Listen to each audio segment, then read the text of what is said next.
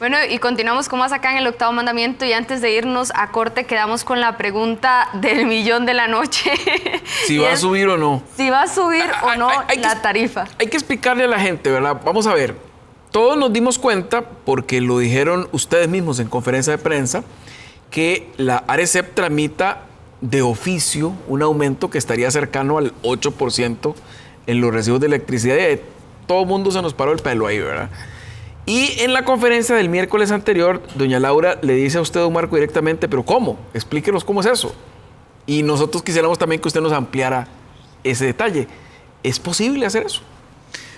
Vea, la ARECEP lo puede hacer, está en todo su derecho de hacerlo. La pregunta es si es necesario o no es necesario hacerlo. Nosotros en la institución consideramos que no es necesario. ¿Qué está haciendo ARECEP? ARECEP lo que está haciendo es, vea, dice, usted gastó más en combustible este año y entonces, para que usted no sufra financieramente, los clientes le van a tener que devolver a usted esa plata en los próximos 4 meses. Básicamente, en vez de 12 que dice en la metodología. La metodología dice, si el ICE gasta, lo recupera en 12 meses. ¿Qué pasa con eso? De usted paga puchitos, ¿verdad? Así es. Pero en 4 meses es un trepón enorme. Ahora, eso es para mantener el equilibrio económico del ICE. Pero es que ya vieron los números financieros. Nosotros en el primer semestre, que eso es un anuncio que vamos a hacer muy pronto, pero estamos en decenas de miles de millones de colones las ganancias del ICE de los primeros 6 meses de este año. Nosotros no tenemos un problema financiero como para que la ARECEP venga y diga, no, es que pobrecito el ICE hay que subirle la tarifa porque sufre financieramente. Entonces el argumento se cae. La metodología no lo permite. Yo creo que ahí hay un temor en la ARECEP que tiene que ver con la Contraloría General de la República, que es todo un tema de análisis en un programa entero. ¿Por qué? Porque en el año 2024 la tarifa pudo haber subido entre un 50, como un 50%. O sea, si usted pagaba 10,000 colones, en el 24 había una posibilidad de, ¿cuánto dije? 10,000, que pagara 15,000, por ejemplo. Pero no pasó. Porque logramos hacer una gestión con la ARECEP de que en vez de que los costarricenses pagaran los gastos en combustible en 3 meses, lo pagaran en 12. Eso es como habla el tele, en vez de 3 meses, páguenmelo a 12, ¿verdad? Entonces, lógicamente a la gente le impactó mucho menos. Pero ¿qué pasó? Y una gente puso una denuncia de que el ICE estaba en grave riesgo financiero porque estaban devolviéndole los dineros que gastó en 12 meses en vez de 3. Entonces la Contraloría abrió unas investigaciones, tanto en el ICE como en la ARECEP, básicamente diciendo, ¿por qué ustedes no están aumentando la tarifa? Deberían aumentar la tarifa porque están poniendo en riesgo al ICE, cosa que era mentira, porque las finanzas ya las vieron.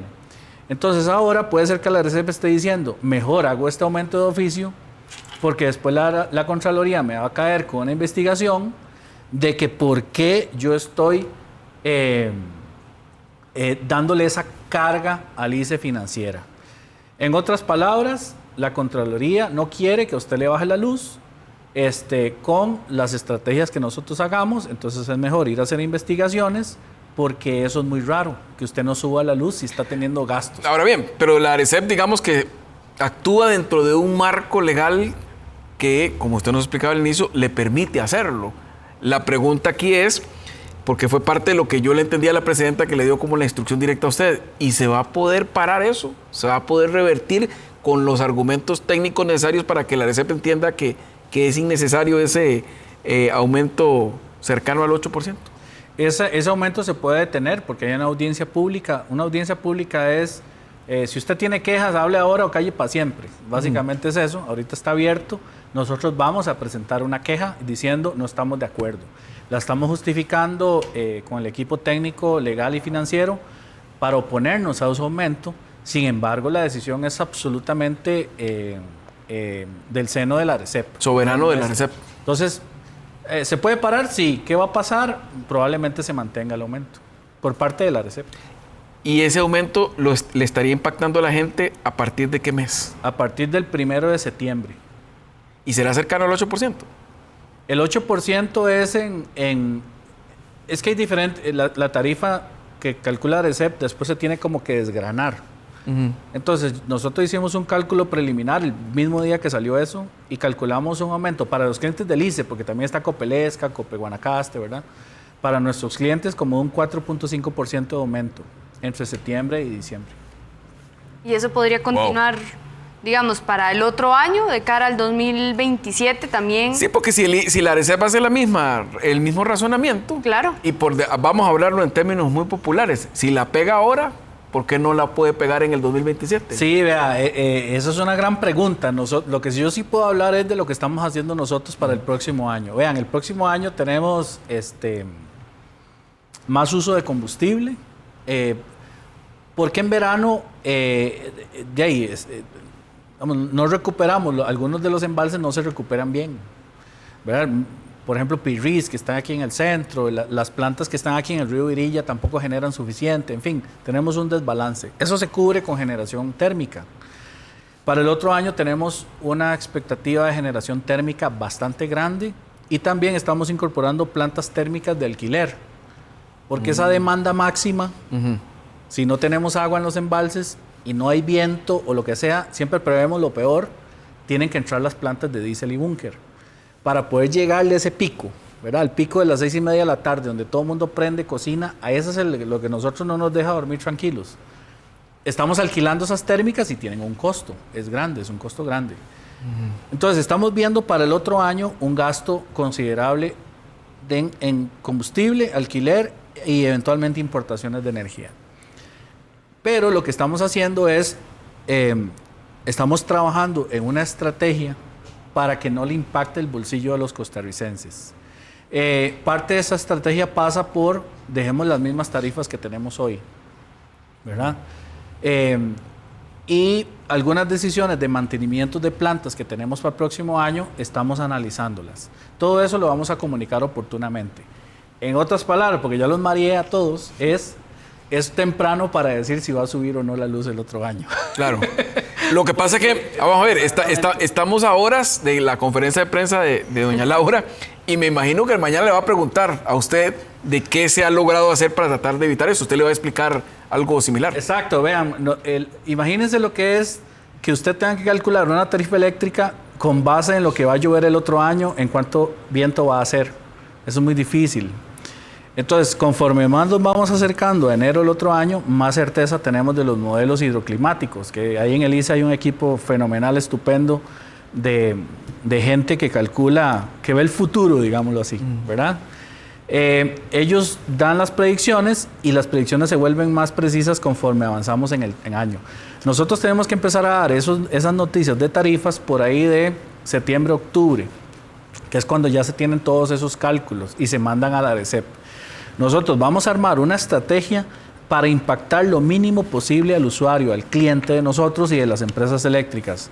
Pero lo que pasa en Arecep ya nosotros no tenemos control. Entonces, ¿qué visualizamos para el otro año? Como lo dije en el foro de la Cámara de Industrias, yo no visualizo una rebaja tarifaria. Es lo único que yo hoy puedo garantizar. No va a haber una rebaja. Si se mantiene igual o sube, eso no lo sé, pero sí puedo garantizar que no va a bajar. Muy bien.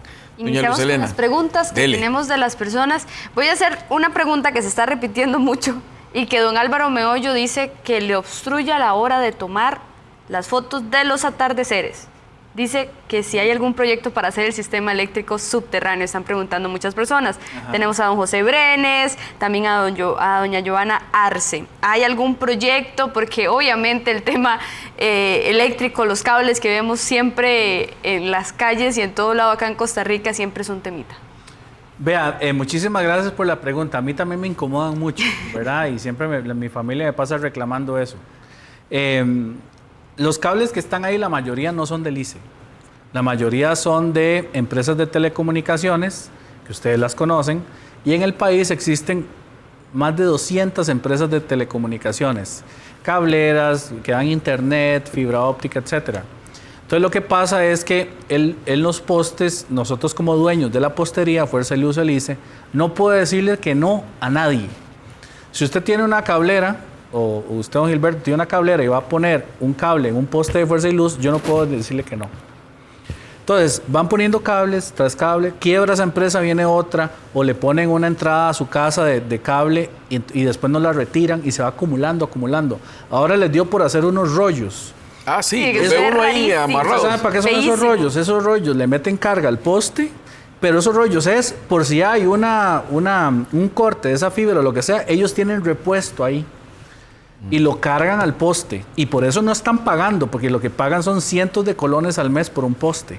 Entonces, ven, se va acumulando. Si yo voy, como hice, Fuerza y Luz, a retirar un cable de esos, se levanta la SUTEL como toro bravo y me dice, va a multa porque usted no puede tocar eso. Aquí tengo Entonces, una... Aquí tengo, pero para concluir, dele. ¿quién es el responsable de esos cables en los postes? La SUTEL. No es ni el ICE ni Fuerza y Luz. La SUTEL que no hace su trabajo. Bueno, mire, aquí tengo una pregunta de doña Adriana de Tibás. Dice, ¿por qué la ARECEP se toma el derecho de subir los montos sin que el ICE lo solicita? ¿Se puede hacer algo para que esa institución, lejos voy de nuevo. ¿Se puede hacer algo para esa institución que lejos de beneficiarnos nos está haciendo daño? Dice doña Adriana de Tibás. Bueno, yo no sé si se puede hacer algo, pero todo eso pasa por leyes. Por la Asamblea. ¿Verdad? Entonces, pero cualquier ley que tenga que ver con alguna institución de esas, pues hay oposiciones, ¿verdad? Y son cálculos políticos. Así que pasa por leyes, pero yo creo que la ARECEP podría recapacitar para el próximo año. Yo esperaría que sí. Antes de ir a un audio voy a leer 2 comentarios breves, porque bueno, por acá nos llega a través de nuestro WhatsApp. Soy ingeniero del ICE y agradezco a don Marco porque definitivamente vino a sacarnos del abismo a quienes trabajamos en el MET. Ustedes entenderán. Somos un grupo técnico estratégico que da apoyo a las reparaciones y a pesar de nuestras capacidades nos iban a cerrar.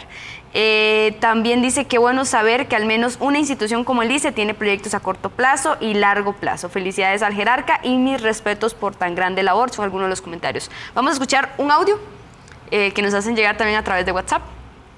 Buenas noches, mi nombre es Julio Ramírez desde Turrialba. Un saludo para todos y mi consulta sería que qué se hace para que esta información que es tan clara como lo presenta don Marco, que yo conozco perfectamente porque trabajé en el ICE 20 años en proyectos de transmisión, para que esta información se le pase a la gente que está en contra, a la gente que manipulan los sindicatos y que manipulan otros partidos políticos que están en contra de todo. Entonces, si hay alguna estrategia para divulgar este tipo de información de una forma más fuerte, pues. Saludos y buenas noches. Es una buena inquietud. Es una excelente idea. Y nosotros tenemos toda esta información a disposición. ¿Sabe qué puedo hacer?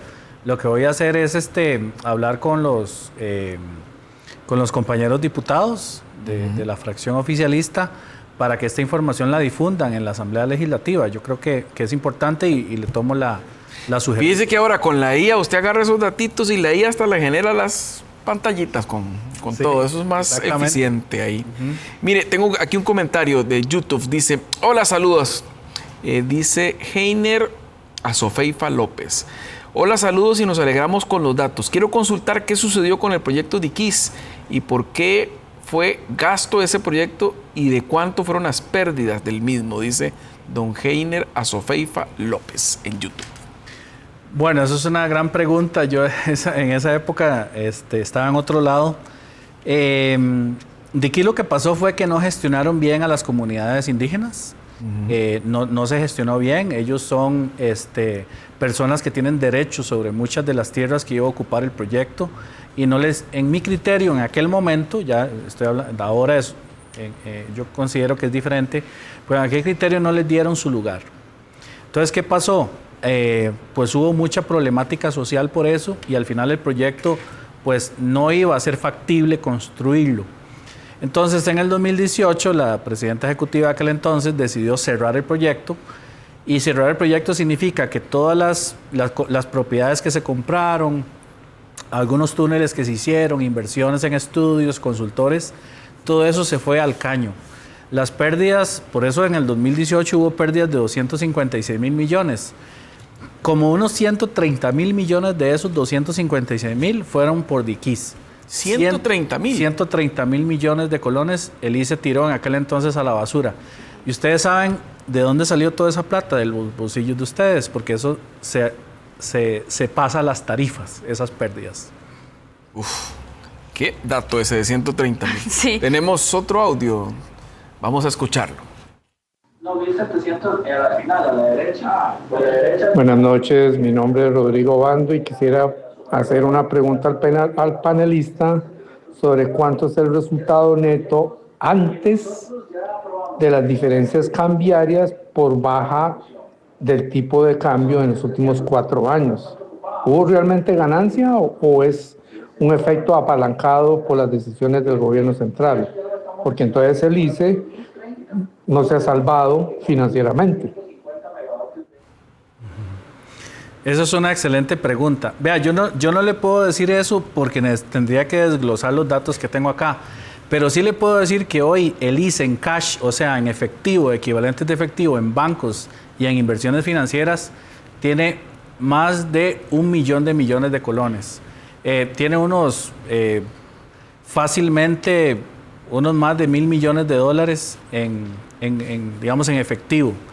Eso es por las acumulaciones que se han hecho para pagar deuda y para atender los gastos. Entonces sí, tenemos una caja muy robusta y vieran que cuando a mí me presentan los estados financieros en el ICE, yo no le presto mucha atención a algunos elementos contables como la depreciación.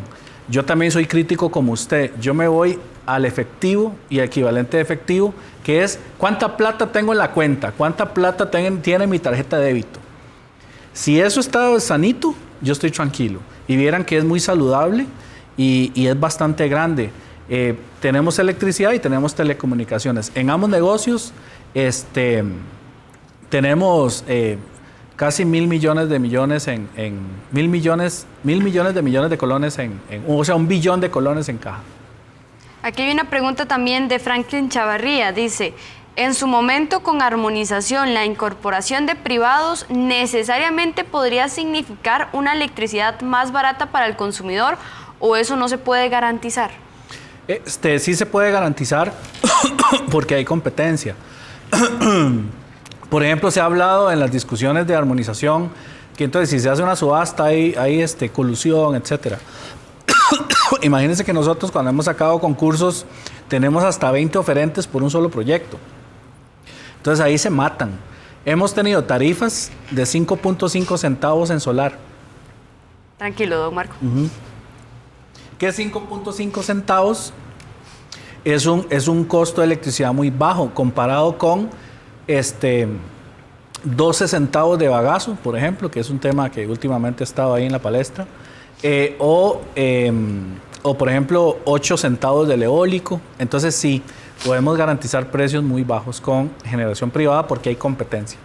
Doña Marta Umaña nos pregunta también a través del Facebook, dice, ¿cómo evitar que terminemos pagando 2 veces? Dice, primero con las inversiones que haría el ICE y luego con temas de contratos privados o el ingreso de la empresa privada. Eso es una excelente pregunta. Vean, se espera que con el proyecto de armonización se saquen a concurso los proyectos futuros, como hablamos ahora, ¿verdad? Que hay que ir, sube la demanda, meto proyecto, sube la demanda. Entonces los proyectos que vengan se van a tener que montar, esa no es la palabra, van a tener que construirse a partir de cierto momento para atender la demanda futura, no la demanda que tenemos hoy eléctrica, sino la futura. Entonces no se va a pagar 2 veces, porque si entra un proyecto de 100 megas, es para abastecer demanda nueva de 100 megas en el futuro. Perfecto. Don Ronald Durán dice, ¿para cuándo la 5G? Otro tema. Queda para todo un programa. ¿Cómo es? Cambiemos de tema, así al suave, como dicen los chiquillos. Nosotros acabamos de adjudicar 5G, que eso fue muy difícil, ¿verdad? Muy complicado. Y nosotros ya tenemos 5G con Raxa, con la red de Nokia, para algunos teléfonos seleccionados. Apple, desgraciadamente, no se ha sumado al 5G del ICE, pero sí otras marcas. Y tenemos pues, ya miles de usuarios en 5G, pero complementaria al 4G. La 5G propia de Colby va a estar en 12 meses, cuando se empiezan a implementar las torres del contrato que se acaba de adjudicar a Ericsson. 12 meses, agosto 2027.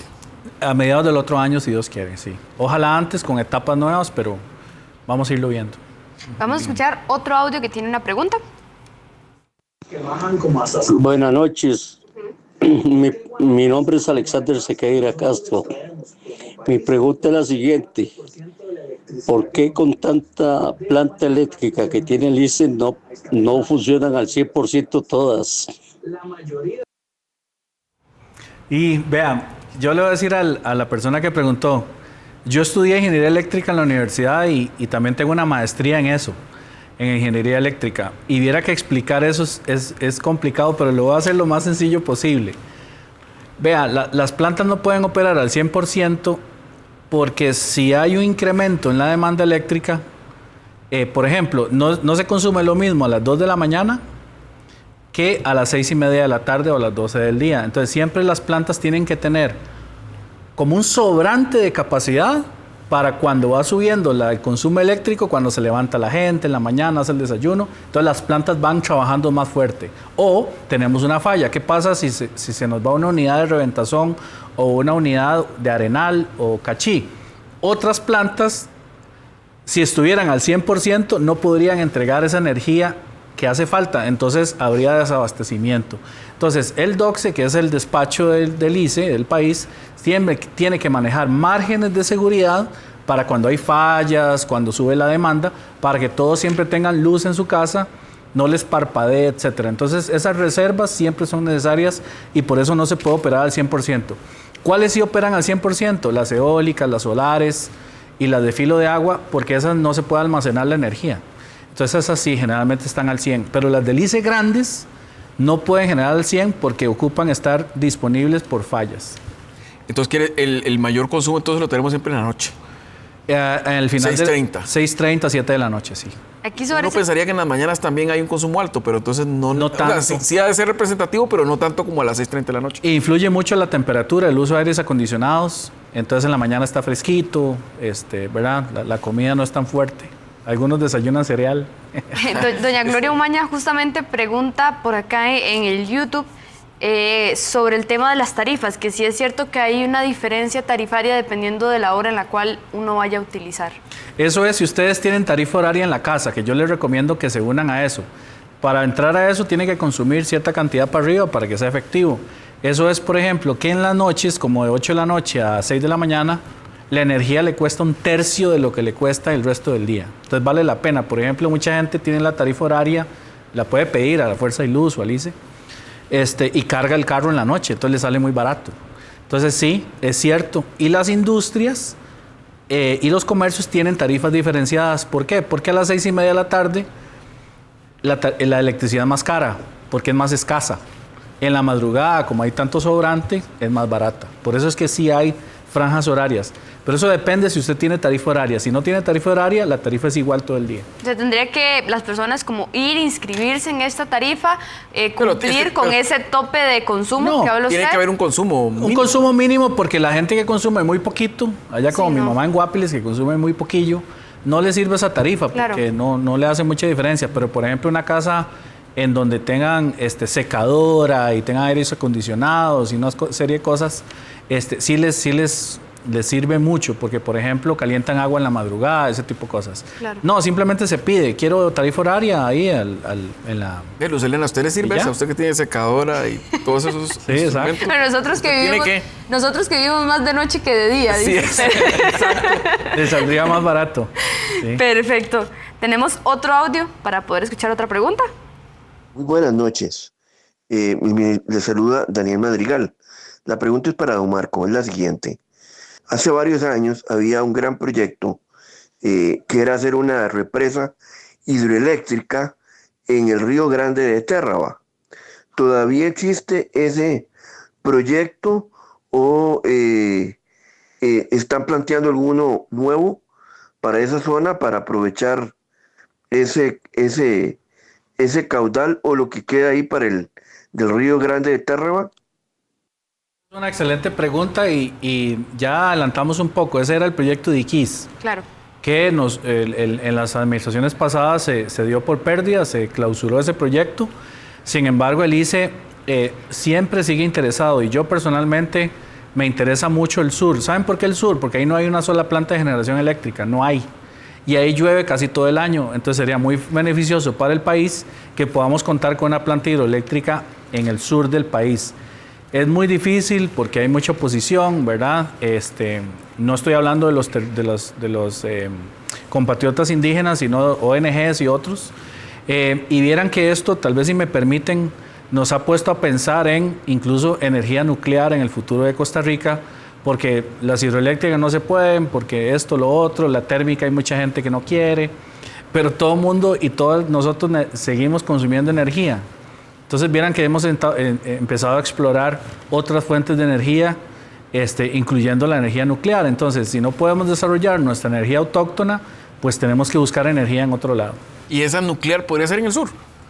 No en el sur. Lo que estoy diciendo es que si no podemos avanzar con proyectos grandes, importantes... Es una opción. Y es una opción en el futuro. No en el corto plazo, pero sí en el mediano largo plazo. No hay una ubicación específica, pero es una... No. Y generalmente esas cosas se hacen cercanas a donde está el consumo, porque ¿para qué la vas a hacer lejos si el combustible lo puedes traer? Claro. Muy bien. Nada más, doña Josefina hace una última pregunta para ver si don Marco puede responderla, porque dice el tema de que si el proyecto de armonización, al ser tan urgente, podría llevarse a referéndum. Sí, yo considero que es un proyecto suficientemente necesario para el futuro de este país como para que se lleve al referéndum.